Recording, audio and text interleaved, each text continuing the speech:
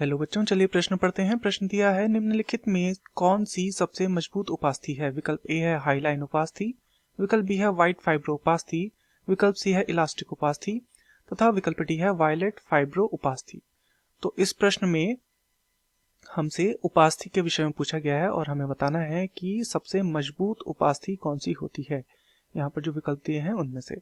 तो इस प्रश्न की जो मुख्य अवधारणा है यह उपास्थि के विषय में है। उपास्थि, तो चलिए जानते हैं उपास्थि को कि उपास्थि क्या होती है।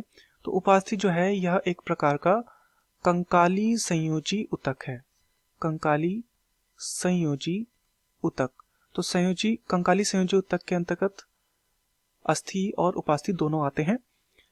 ये जो होती हैं, जो उपास्थि जो होती हैं, ये शरीर को आधार व सहारा प्रदान करती हैं। आधार व सहारा प्रदान करने का कार्य करती हैं तथा ये जो होती हैं ये थोड़ी कैसी होती हैं, उपास्थि जो होती हैं वो थोड़ी कैसी होती हैं, लचीली होती हैं। लचीली, क्योंकि इनका मैट्रिक्स कैसा होता है, अर्धठोस व लचीला होता है। उपास्थियों में भी जो श्वेत श्वेत तंतुमय श्वेत तंतुमय उपास्थि जो होती है उसमें हमें यह देखने को मिलता है कि यह सबसे मजबूत उपास्थि होती है। शरीर की सबसे क्या होती है, मजबूत उपास्थि यह होती है। कौन सी? श्वेत तंतुमय उपास्थि। तथा इसका जो मैट्रिक्स होता है, श्वेत तंतुमय उपास्थि का जो मैट्रिक्स होता है, इसके मैट्रिक्स में पाए जाते हैं श्वेत तंतु अधिक मात्रा में।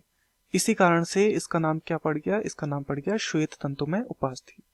तो चलिए विकल्पों को देखते हैं। पहला है हाईलाइन उपास्थि। तो यह जो हाईलाइन उपास्थि है यह इसकी मात्रा सर्वाधिक होती है। मात्रा सर्वाधिक, तो ये क्या होगा? यह हमारा उत्तर नहीं हो सकता क्योंकि यहाँ पर हमसे सबसे मजबूत उपास्थि पूछा है। दूसरा दिया है व्हाइट फाइब्रो उपास्थि, बिल्कुल श्वेत तंतुमय उपास्थि या व्हाइट फाइब्रो उपास्थि, यह हमारा सही है। विकल्प सी है इलास्टिक उपास्थि। तो इलास्टिक उपास्थि जो होती है ये सबसे लचीली होती है। लचीली, तो ये भी हमारा उत्तर नहीं हो सकता। तथा विकल्प डी है वायलेट फाइब्रो उपास्थि, तो ये नहीं होता, तो ये भी क्या हो जाएगा? गलत हो जाएगा। तो दिए गए प्रश्न का सही उत्तर होगा विकल्प बी, व्हाइट फाइब्रो उपास्थि या श्वेत तंतुमय उपास्थि। मैं आशा करता हूँ आपकी यह समझ में आया होगा। धन्यवाद।